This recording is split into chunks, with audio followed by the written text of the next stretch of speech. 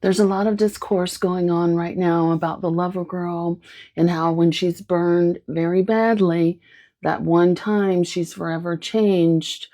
I want to talk about the man who burned the lover girl.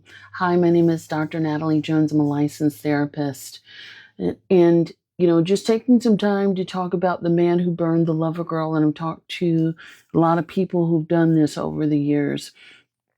When a man burns a lover girl, he doesn't see that burning in reality per se.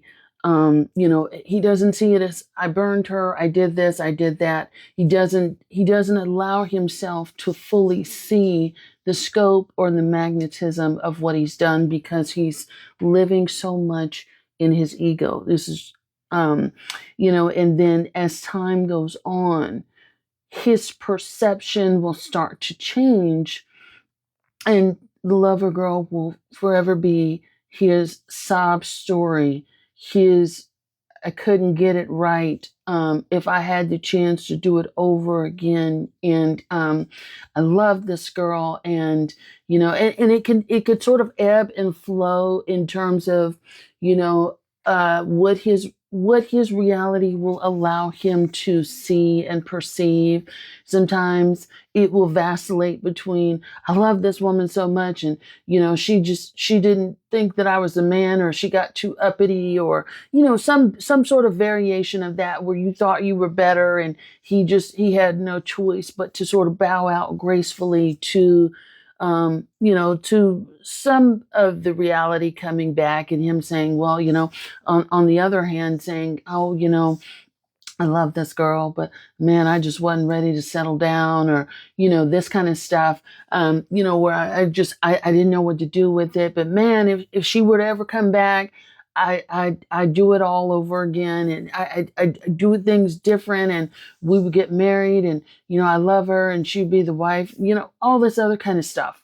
And so there's sort of this, it's always this form of what people would call limerence, and living in this sort of this fantasy, this imagination about how this story could have, would have, should have played out.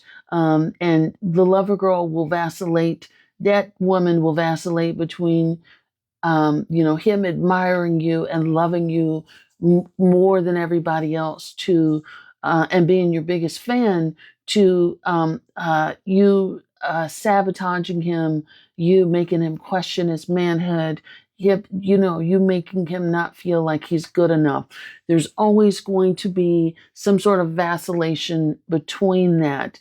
And this is one of the reasons why I said don't recycle, because his mind could be anywhere and everywhere, but based in reality and based off of what is actually his own doing and his own responsibility, and what he needs to be doing in order to change, to become a man that takes relationships seriously. And I'll be honest with you, the nursing home is filled with men like this, men who sort of tell these grandiose sob love stories, that vacillate between, that was my wife, I loved her, and she's always going to be the one for me, or that was my person, versus I just couldn't get it right, and it just sort of almost becomes like this thing that they sort of perseverate on, and they'll tell anyone and everyone who will listen. And this isn't me, poking fun or anything like that. I'm just telling you, based on my experience, how these things really go. And somebody can be on their deathbed and they're still sort of talking about how they wished that relationship with said lover girl could have gotten right. And it's really kind of sad that you're kind of left there sort of reminiscing. And sometimes a lot of times these men who feel this way, again, they will pop in and out of your life, in various ways. They will stalk you from afar. but they will also sort of pop back up and sort of orbit, and maybe text you here and there, maybe try to randomly show up where you are shopping or something like that. But they're always sort of watching in the periphery and sort of keeping up with you. And what's interesting is, there's men I've known that have done this 60, 70, 80 years, sort of chased in their mind after their first love and sort of kept up with what she's doing. And the lover girl, she gets her heart broken because she thinks that this man didn't love her. He played in her face. And in his mind, he's thinking he did love you. He just couldn't make it work the way that you wanted it to work.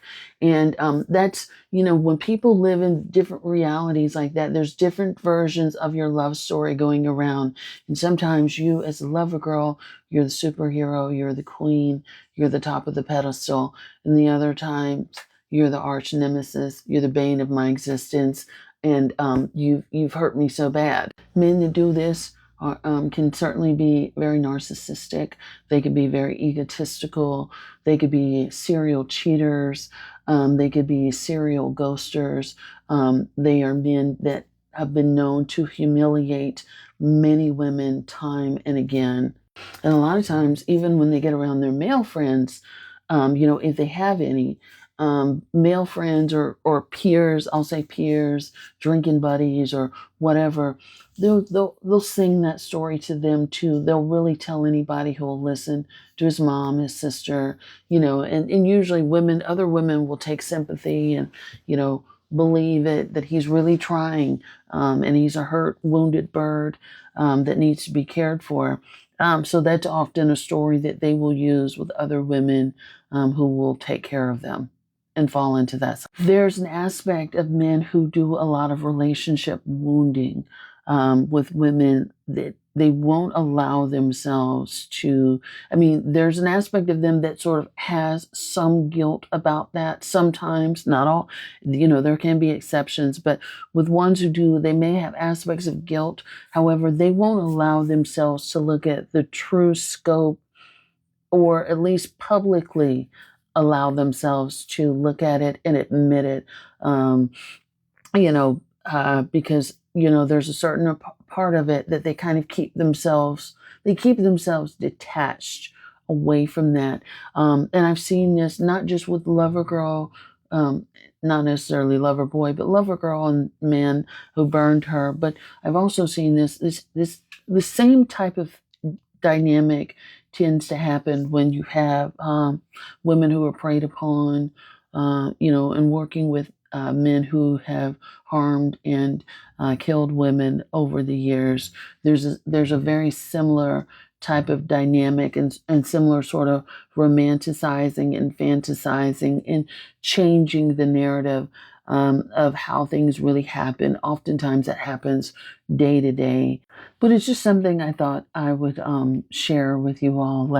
There's so many different sides to what happens with the lover girl. And love is such a complicated thing for a lot of people in their lives, and everybody, of those of us that want it, I hope that you get it. But I thought I would share that. So happy Sunday. Thanks so much.